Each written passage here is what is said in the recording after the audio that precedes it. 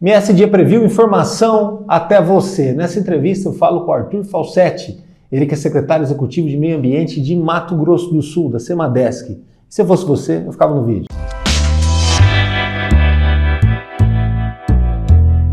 Bem-vindo. Obrigado. Muito bom falar contigo nessa hora difícil, né?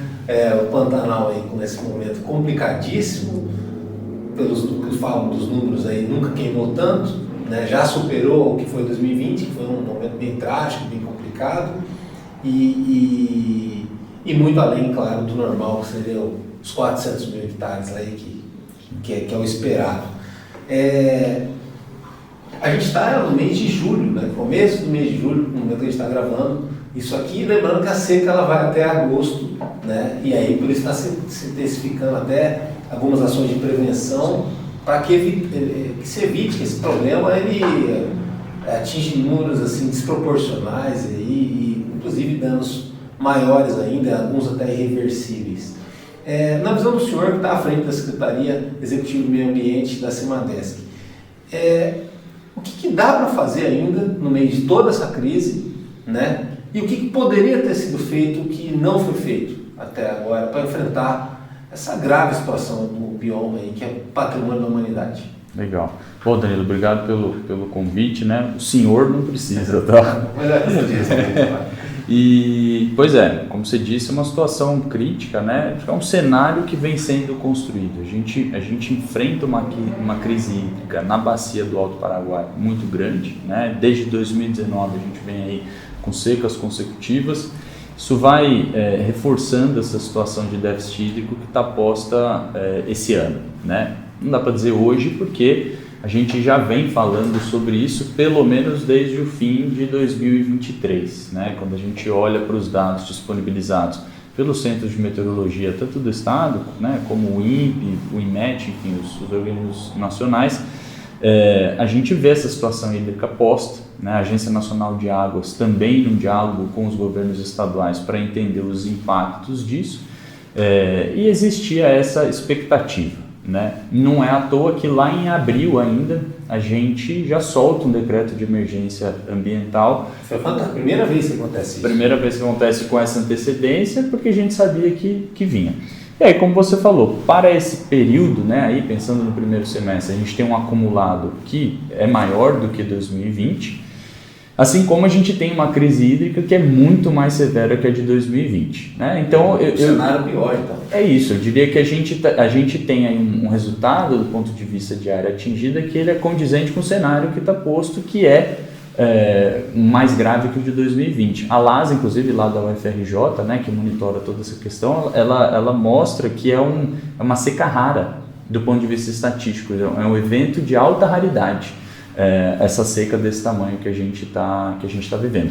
Então, demanda muito esforço, né? O que a gente viu aí, a gente tem agora uma situação muito diferente do que tinha aí há 30 dias atrás, estão muito mais controlado, a gente não tem hoje nenhum evento de grande magnitude, mas a gente sabe que isso vai oscilar e ainda vem, eu diria que um momento mais desafiador, né? Como você disse, a gente está no meio de julho mais ou menos, né? Então essa seca ela ainda vai se alongar e não é até agosto. Os modelos mostram que só começa a chover mais regularmente esse ano no nosso estado a partir de outubro.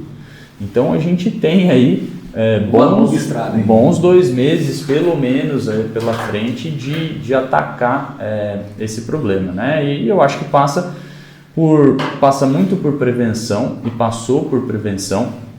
Uma coisa que é legal comparar com 2020, né? Lembrando lá que 2020, 3,5 milhões de hectares consumidos, né? Assim, um evento extremo. Mas quando a gente compara passo a passo a capacidade de resposta, e aí não é só do Estado, é de todo mundo, né? Isso é importante dizer também, porque o Estado não atua sozinho nessa demanda. O Estado atua acompanhado também do governo federal, atua acompanhado das brigadas particulares, das ONGs, dos produtores rurais. Então tá cheio de gente no Pantanal de olho nessa temática e combatendo. A resposta foi muito mais rápida, a resposta foi muito mais intensa, né? A gente vê lá em 2020 uma articulação e a crescente dessa atuação e da aplicação desse recurso, e agora a gente viu isso num curto espaço de tempo, todo mundo chegando junto, o recurso, a coisa andando. Por quê? Porque 2020 ensinou muito. Eu acho que esse é um ponto, que quando a gente olha para essas questões do ponto de vista técnico, a gente tem que saber olhar para o passado, aprender, né, com aquela situação e avançar. Eu acho que o maior ponto que a gente avançou com o passar do tempo é na prevenção. Agora, Arthur, tudo meio que tem aquela história do efeito borboleta, né? Sim. Então está tudo em cadeia no meio ambiente, a gente está aprendendo isso, né? E aprendendo a ver, de certa forma, o quanto que cada um tem que ter uma responsabilidade e até a forma de acompanhar esses fenômenos tem desafiado a maturidade do cidadão comum. Ter tido um momento tão dramático em 2020 interfere para agora, né? Se a gente tem talvez uma facilidade de queimada agora pelo que aconteceu em 2020. Tem a área estava em recuperação ainda. Isso. E aí com o clima nessa severidade toda facilita também. É isso, tudo interfere, né? E está tudo muito encadeado. Então, e eu diria que começa antes ainda, né? 2020 é o que a gente tem o evento, mas você vê a seca já vem de 19. E aí em 20 ela se agrava e você tem o incêndio, né? Entendi. Então você tem a degradação pelo incêndio de uma série de áreas. Essa degradação no momento do incêndio, que consome ali o que tem naqueles campos, seja vegetação arbórea, seja pastagem, campo nativo, enfim, tudo que está ali, quando ela é sucedida novamente por uma cheia, que permite com que esse pasto nativo se recupere, essa vegetação arbórea das espécies que são nativas do bioma volte com bastante força, é um cenário. Quando você não tem essa volta do pulso de inundação, e aí você tem mais um ano de seca, e aí você tem mais outro ano de seca, se estabelecem as invasoras, a pastagem nativa não consegue se firmar, ela é tomada por malva, ela é tomada por canjiqueira, pombeiro, enfim, espécies que são invasoras, né, e que estão ali, que acumulam biomassa, que substituem a predominância da vegetação nativa, e aí a gente tem o quê? Acúmulo de combustível de novo. E aí vem o ano de 2024 com uma seca prolongada, super severa. Então é isso, essas coisas elas estão conectadas. Tem uma ligação, né? E tudo isso com o pano de fundo dos anos mais quentes que a gente tem da história, e que aí é um fenômeno global, ele não é local, né? Então, como a falta de ação coordenada do mundo, de todos os países, no combate, né, na mitigação às mudanças climáticas, ele tem um efeito global de impacto local. Então, em cada lugar do planeta, ele vai gerar um impacto diferente, né? E mais severo em ambientes que são um pouco mais frágeis. Agora, a gente está num estado de pouco mais de 2 milhões de pessoas, né? Onde, para todo mundo, para o cidadão comum, você tem Pantanal e não Pantanal, né? Vem aquela coisa da geografia básica, né? Olha lá, Pantanal, aquela parte de Corumbá, o resto é o resto. Lembrando que a gente tem vários biomas, né? E vários pedaços diferentes do Pantanal. Nessa outra área de não Pantanal, você tem cidades em desenvolvimento, mudanças, alterações sociais e tudo mais, né? A cidade está dobrando de tamanho, como o caso de Ribas e tudo mais. E é uma tendência a médio prazo de você aumentar a população local, aumentar o impacto ambiental. Até que ponto o que acontece nessa área fora do Pantanal, mais próxima, vai acabar interferindo na realidade do Pantanal, né? E o risco que pode ocorrer para esse bioma também. Isso aí. E não é só botar uma cerca ali e dizer que ali é Pantanal. Não é só botar uma cerca e dizer que ali é Pantanal, como não é dizer que, olha, aqui é a divisa entre o Mato Grosso do Sul e Mato Grosso, a Bolívia e o nosso país, né? Assim, essas são questões, às vezes eu brinco que são quase que imaginárias, né? Sim. O ser humano inventou. Sim. E aí ele espera que o ecossistema, a natureza e o meio ambiente se adaptem a isso, né? E não existe, a natureza absolutamente ignora esse tipo de questão. Né? E aí eu acho que você traz mais um elemento super importante para essa equação, que é complexa, né? É um desenvolvimento sustentável, né? Todo mundo fala. É isso, e é o que acontece no entorno, é mais um elemento, e lógico que impacta, né? A cheia do Pantanal, ela depende muito do planalto, né? Então do que está para fora da cerca. Então a gente tem uma preocupação com recarga dos rios, a gente tem uma série de preocupações de degradação em áreas de APP, reserva legal, que não permitem com que a gente faça essa relação direta de 1 para 1 de causa e efeito, né? É mais um elemento. Então a gente já falou do incêndio de 20, a seca prolongada, aí agora vem algumas áreas degradadas no Planalto, a pressão de determinadas atividades ou de determinados segmentos numa região, mudança climática, isso tudo vai se somando e cria uma equação que é extremamente complexa, eu diria que ela é quase impossível de se gerir, e aí a importância da agenda de adaptação, como é que a gente se adapta a tudo isso. É um bom laboratório para isso, tem a parte do Pantanal e ali vai passar trecho da rota bioceânica, exato, né? Em um lugar complexo, impactado, né? É isso, um lugar complexo, tem ali um fragmento, né, de Chaco, que nessa definição dos biomas foi por uma questão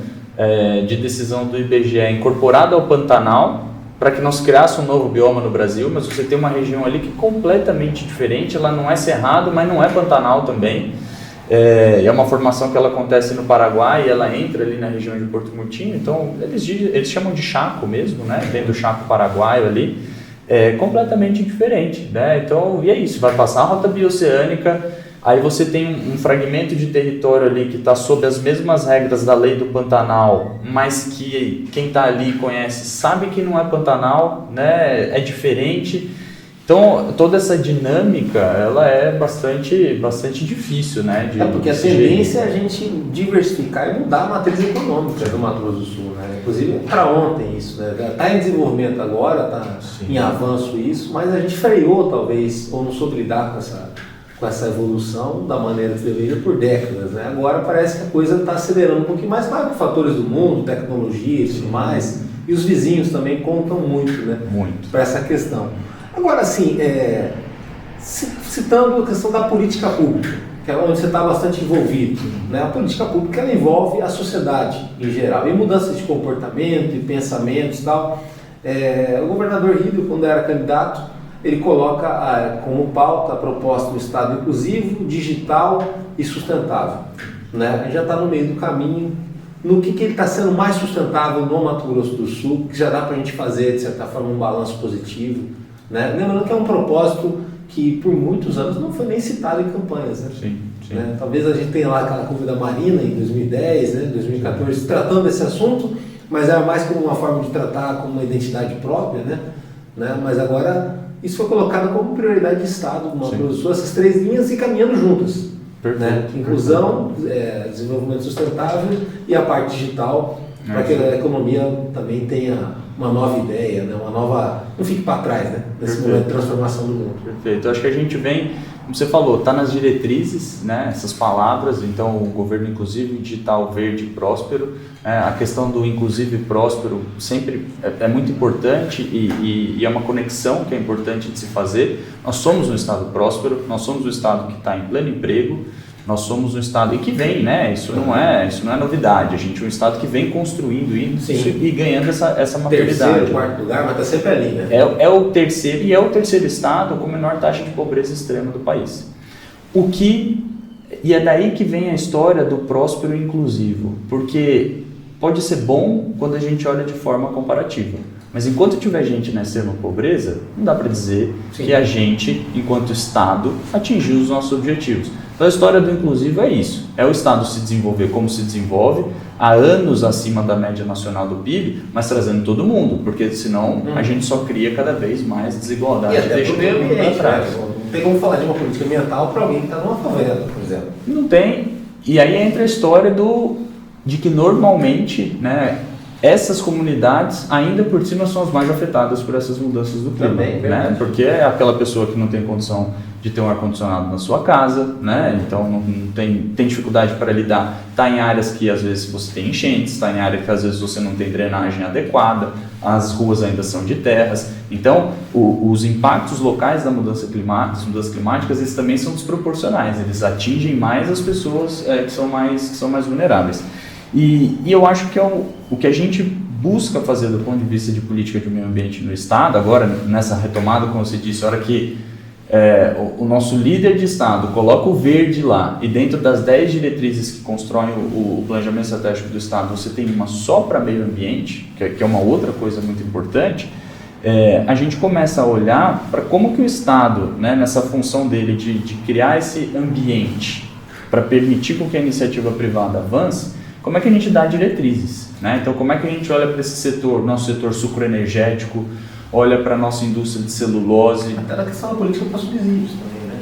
saber o que estimular e como estimular. Né? Exato. E aí quando a gente fala de subsídio, não é só financeiro, são os incentivos financeiros e não financeiros, né? Então quando a gente olha para todas essas cadeias que estão puxando o desenvolvimento do Estado, como é que a gente dá diretrizes para elas e diz que, olha, a gente precisa fazer esse desenvolvimento acontecer, mas vamos olhar com cuidado para isso, né? Não é tolir o desenvolvimento, não é botar limite ao desenvolvimento. Outro lado do desenvolvimento. É isso, e numa ótica, a gente está no estado que ele tem uma economia agro, né, basicamente. Não só na produção de matéria-prima, como na sua indústria. Né? A gente tem uma base de agroindústria.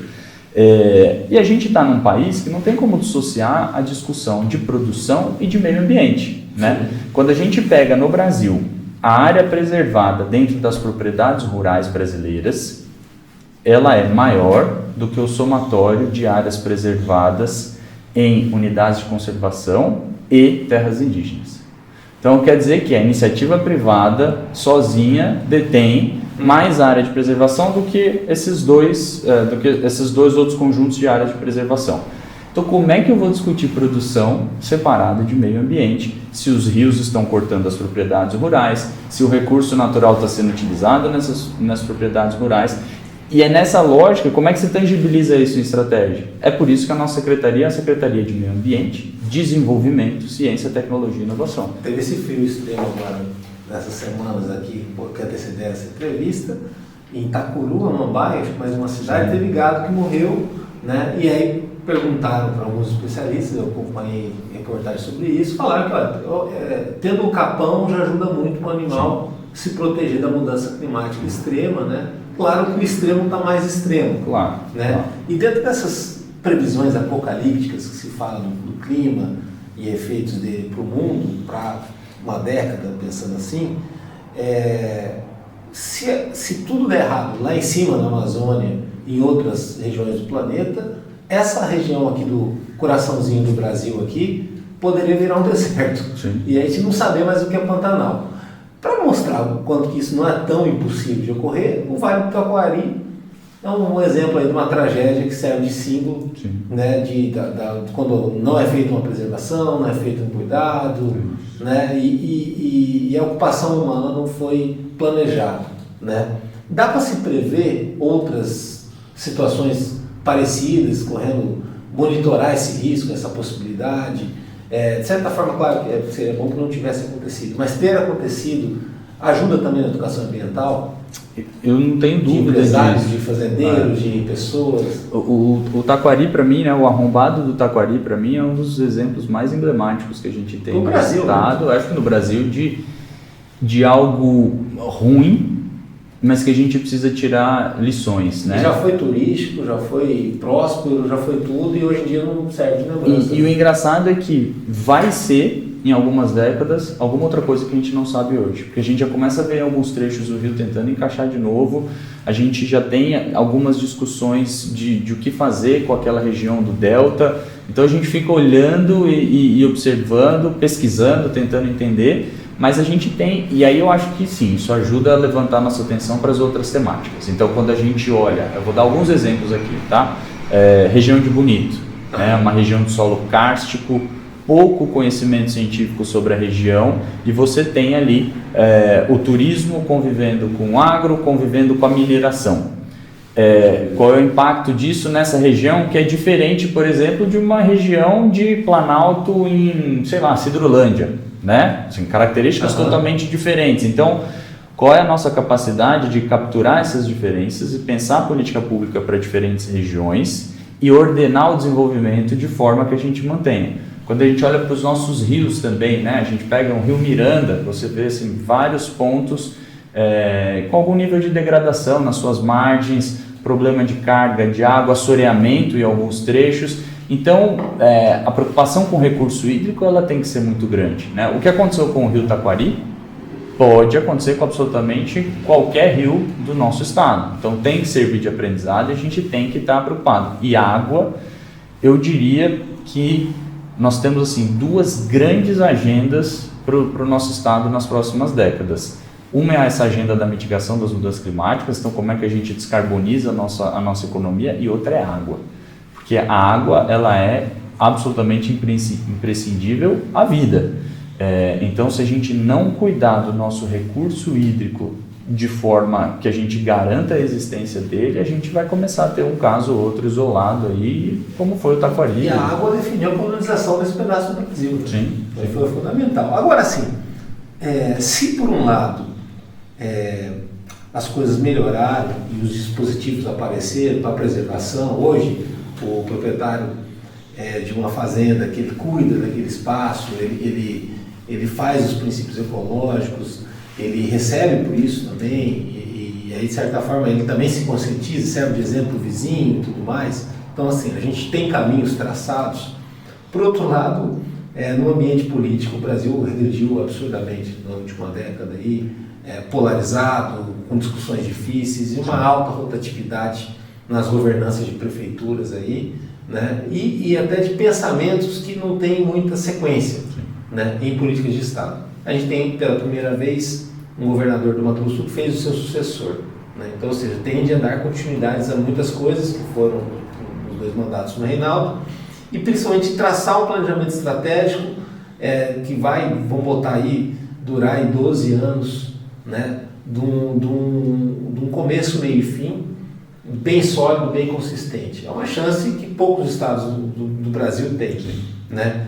Ao mesmo tempo, a política em geral não tem muita margem para isso. Eu já passei por situações parecidas na minha vida, em consultorias, que durante um certo tempo eu tive um aval para poder trabalhar de forma técnica e organizar e dar diretrizes e tudo mais. Depois o ambiente político me atrapalhou até essa sequência mais pacífica, vamos dizer assim, né?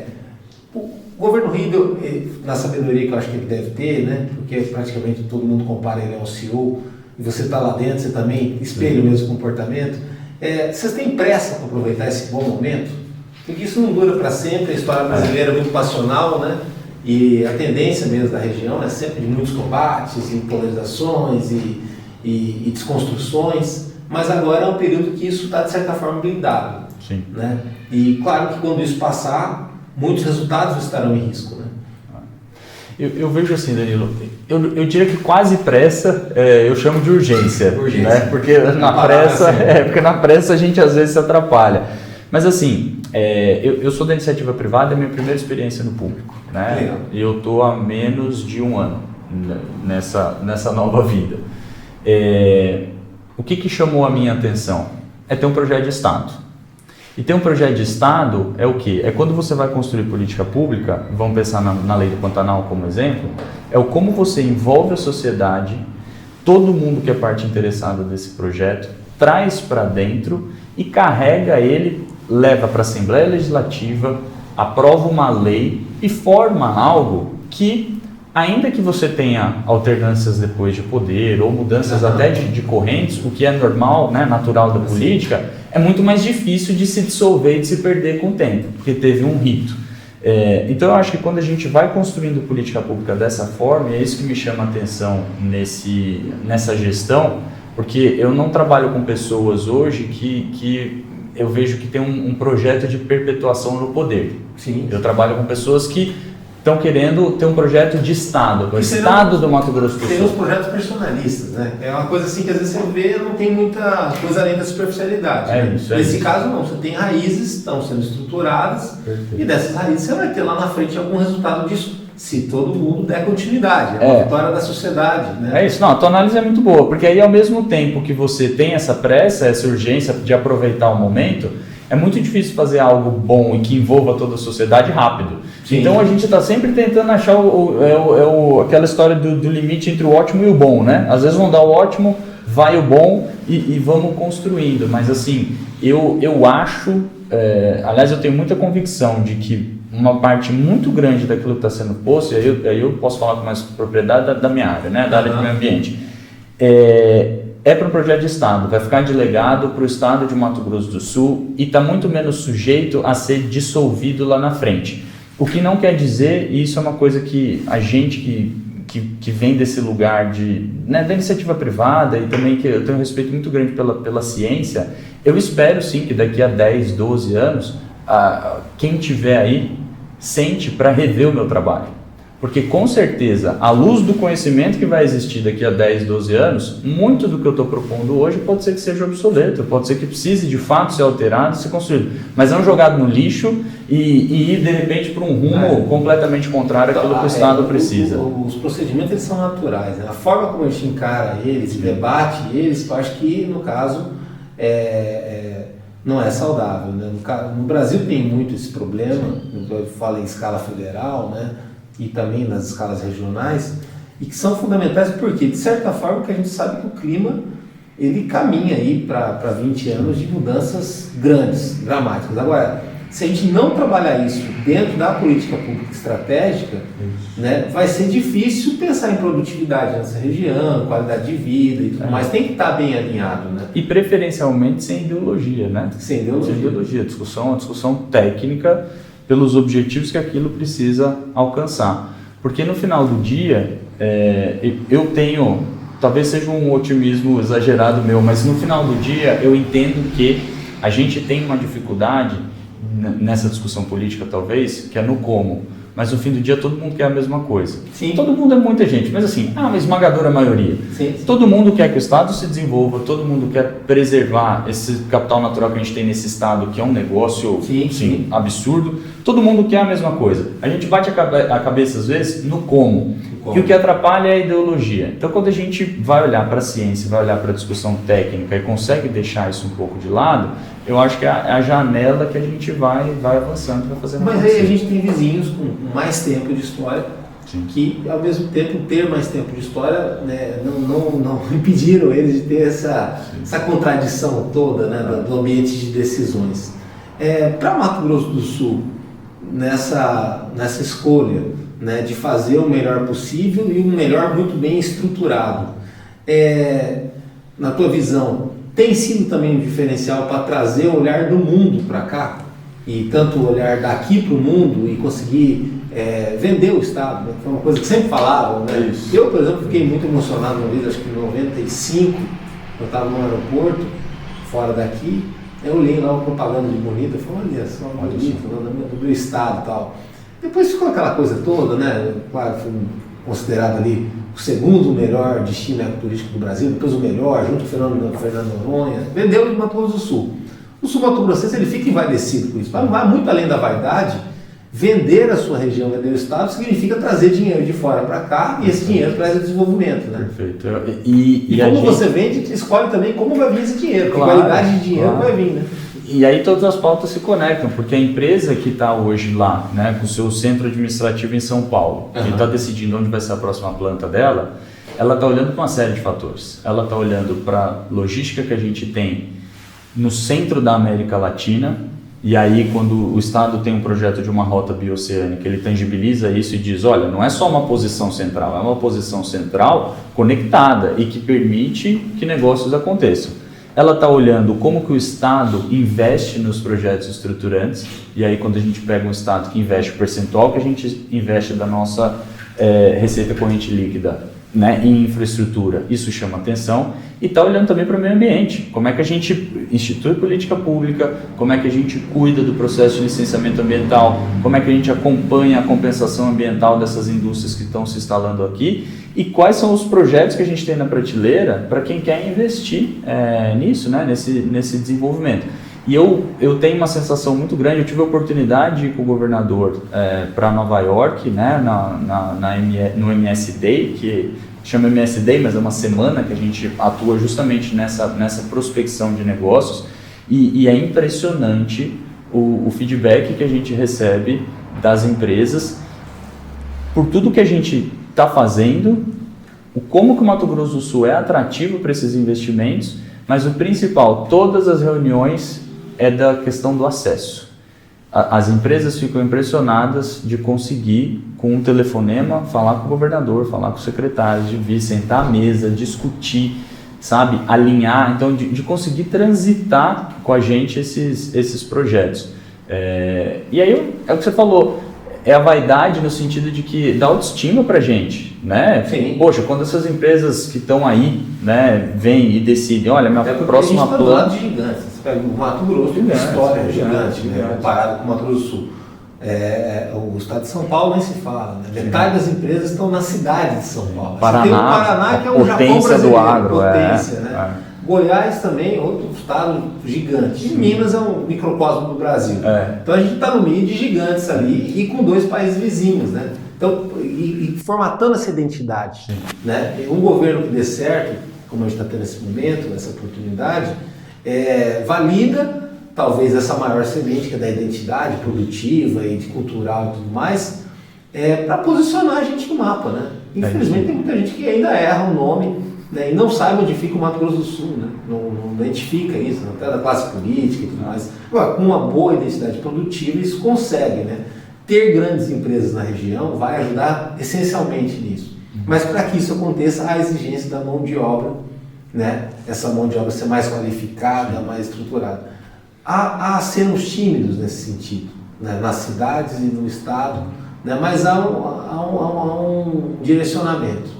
No que a gente pode avançar mais, né? E no quanto que o trabalhador da próxima década tem que estar antenado também na questão ambiental para poder ser bem escolhido pelas empresas, até evoluir nesse sentido, porque eu acredito que a política ambiental vai fazer parte de todo tipo de organização. Né? Sim. A gente tem um volume grande de vagas hoje abertas no estado e justamente a gente não consegue, né? Não estão sendo preenchidas. E nas cidades também, né? Nas cidades também, Tem a fundação da própria prefeitura também. Isso. Não vou nem falar da questão dos encaminhamentos, mas a visitação diária não bate com a oferta de vagas diárias. Você tem um buraco ali de 90%, um gap enorme. Né? Então, assim, por quê? Não é só o perfil da vaga isso. Você tem uma questão de praticamente um apelo de vir gente de fora para preencher isso. E quando essa demanda se tornar maior com a rota e a atratividade de tudo que envolve a rota, como que vai ser lidado? Vai ter que de novo vir gente de fora para preencher, desenvolver, como já aconteceu nos anos 80, 70? Eu tenho visto duas ações muito importantes. Eu acho que lá na frente, os somatórios dela, isso se converge e a gente começa a ter resultado. A nossa área lá de qualificação e trabalho, né, liderada pelo Bruno, e aí junto com a Fundação de Trabalho, a Funtrab, hoje presidida pela Marina, então acabou de passar por uma mudança, olhando para 2 coisas. Primeiro, capacitação, né, então a gente teve aí o voucher, né, o voucher programador, a gente teve esse movimento que trocou agora 1.000 carteiras de habilitação, né, habilitou em categoria E 1.000 motoristas no estado. E a demanda é sempre grande por caminhão, caminhoneiro, né? Dessa motorista de caminhão, você sempre precisa, são sempre 2 dígitos para cima. É isso aí. E se a gente está no estado que está se dispondo a ser um hub de integração da América Latina, é mais importante do que nunca, né? Então, assim, alinhado sempre a estratégia.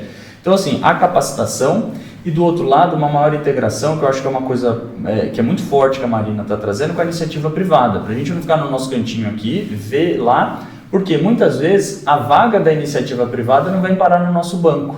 E aí a gente está ofertando talvez menos do que o que existe de vaga. E a hora que eu não tenho essa vaga cadastrada, eu não consigo justificar a criação de um programa de qualificação. Se eu não tenho vaga, eu não tenho demanda, eu estou querendo qualificar a pessoa em, sei lá, desenvolvimento de software, por quê? Então, essa é uma cadeia que ela tem que funcionar de forma integrada. Melhor, né? É isso. Acaba sendo uma das tarefas desse governo, na verdade de todos, né? Nesse momento. Mas eu acho que perceber esse desafio e aí ousar a mudança, que eu acho que isso é importante, né? Então, colocar alguém técnico, da área técnica, como presidente de uma fundação dessa, para poder fazer essa cadeia funcionar, eu acho que isso é uma sinalização muito importante, porque a gente passa a ter uma perspectiva muito legal de que, assim, dificilmente a gente resolve 100% de qualquer problema, né? Mais avançado. Mas a gente precisa avançar e eu acho que eu vejo muito a Funtrab junto com a área de qualificação avançando bastante aí no próximo ano por conta dessa nova visão que está sendo colocada. Que é a transversalidade, né? De certa forma, pela transversalidade, você também está inserido em várias áreas, várias outras políticas públicas e muito também numa cruzada quanto a mudar a cabeça do sul-mato-grossense. A gente, talvez por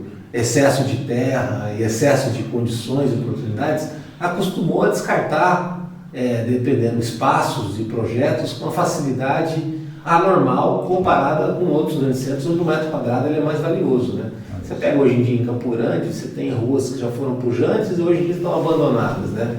Ou bairros que muitas vezes em determinado momento tinha lá uma condição, depois ele é esquecido e porque outro bairro surgiu e ficou melhor. Então fica aquela coisa sempre de novos projetos e tudo mais. Ou cidades também, né? O nosso estado é engraçado, que ele rotativo, vive, né? E ele vive, eu não sou daqui, né? Estou aqui há 15 anos, mas não sou daqui. O que mais me chama a atenção do Mato Grosso do Sul é a abundância. Então a gente vive exatamente o oposto né? do que a economia ela põe, que é a economia de escassez. Uhum. E aí na escassez você precisa articular uma série de questões para poder transpor isso. A gente tem abundância de muita coisa. Mas do emprego, né? Eu cheguei a disputar a vaga no Curitiba, grande centro, aí, fila. Não tem vaga de emprego que você vai disputar, que você não tem fila. Aqui não. Aqui o cara é disputado no tapa pelas empresas. Fila de empresa para poder puxar o trabalhador. É o contrário. E assim serve para tudo que a gente tem abundância. Às vezes eu me pego pensando, né? Isso. Também, né? Por que às vezes a gente não avançou muito nas últimas décadas com a política de recurso hídrico? Porque quando você olha para esses estados e você vê o que ele tem de bacia hidrográfica, você fala assim, cara, isso aí é meio que infinito. Talvez numa primeira análise, né, quem olha e vê essa abundância, e não é, a gente sabe que não é.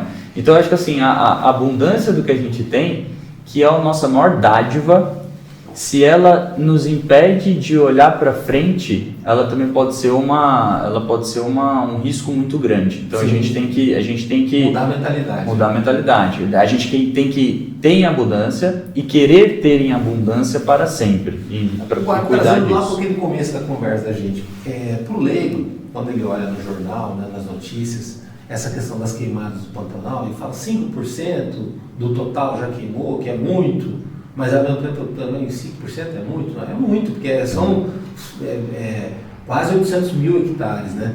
O problema é que quando o mapa da imprensa mostra os 5%, ele mostra o Pantanal assim, tamanho da minha mão, aí mostra um pontinho aqui, como se fosse os 5%, mostrando quanto que é o pontinho referente ao todo. Mas isso não acontece isoladamente num espaço só, ele é espalhado. Sim. E esse é o grande risco do bioma, né? E é os 5% que tem um impacto gigante em emissões, que tem impacto na perda de vida, de fauna. Sim, atacando todo o ecossistema praticamente. E que tem impacto no patrimônio das pessoas. Quer dizer, tem impacto em tudo. Porque quando a gente fala assim, mas é só 5%, mas assim, teve alguém no meio daquela pequena mancha de 5% que perdeu tudo que tinha. Sim. E aí os 5% é irrelevante para aquela pessoa, porque para ela é 100%. Né? Ela perdeu 100% que ela tinha. Então, assim, a gente precisa... O fogo, ele faz parte do Pantanal em alguns processos ecológicos. Ele é importante, ele vai existir e ele precisa existir de forma bem manejada. Uhum. Mas qualquer coisa que fuja disso e vá para os 4, 5, daqui a pouco 10, 15%, sempre vai ser prejudicial. E não é o mesmo 5% de 2020. Você tem áreas novas passando por Tem áreas novas, tem áreas que estavam em regeneração. A gente tem aí algumas, são poucas áreas, mas a gente tem áreas no estado que em 3 anos consecutivos pegaram fogo, né? O que é ruim também, né?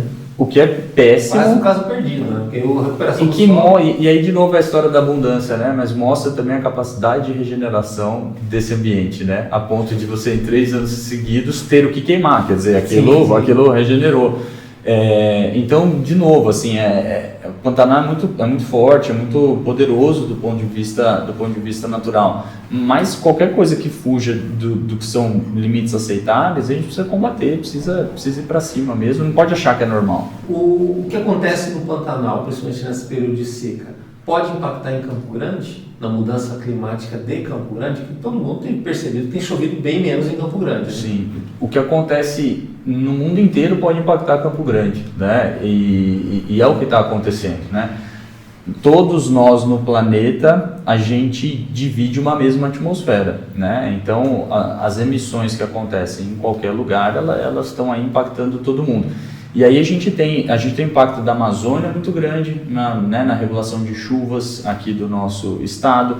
Então a gente tem um impacto de qualidade do ar, né? Quando a gente pensa em queimadas, que isso atua direto na saúde pública.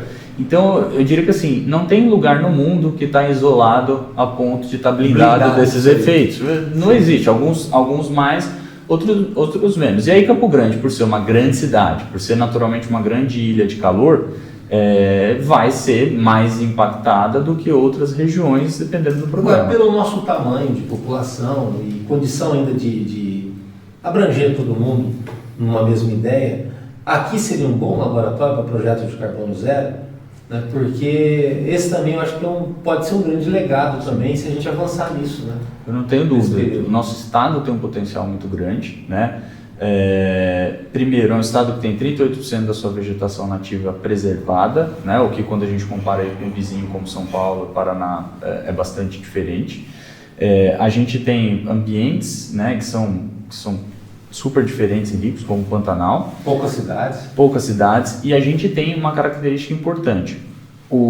Muito da possibilidade de sequestro de carbono da atmosfera e fixação no solo passa pela atividade agrícola e em determinados sistemas de produção que nós temos também bem estabelecidos em abundância. Então, quem faz lavoura em sistema de plantio direto, que é o caso de mais de 98% dos produtores, né, de soja e milho do nosso estado, está contribuindo para isso. Quem faz pecuária de alta produtividade, com pastagem bem manejada, contribui para isso.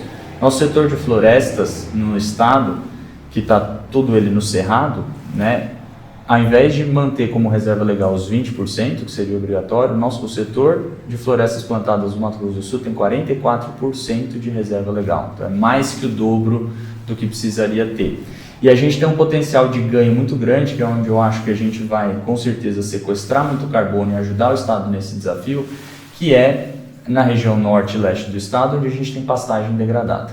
A gente tem uma área extensa de pastagem degradada no nosso estado, que é onde está hoje o nosso maior potencial de desenvolvimento para a atividade agrícola e, ao mesmo tempo, o nosso maior potencial de combate às questões climáticas. Então, a gente tem É uma pena que a gente tenha essa quantidade de área de pastagem degradada, mas isso dá um potencial para a gente que é impressionante. Assim, as nossas estimativas é que em 10 anos a gente tem aí pelo menos mais 4 milhões de hectares de áreas de pastagem que vão ser recuperadas e aplicadas em alguma outra atividade agrícola, pelo menos. Ou seja, se o clima contribuir, né, não atingir efeitos que atingiu em 2024, a tendência é de melhor. Obrigado, foi um prazer falar contigo. Obrigado eu. E que nosso Mato Grosso do Sul avance aí. Nosso também é seu agora, você claro. Aqui, já adotou essa terra. Aqui minha filha é sul-mato-grossense e aqui é o lugar que a gente escolheu para viver. E acompanha nosso trabalho no www.msdia.com.br. Lá no YouTube tem os cortes, as entrevistas completas, também muita coisa no Instagram e no Facebook do MS Dia. Até a próxima.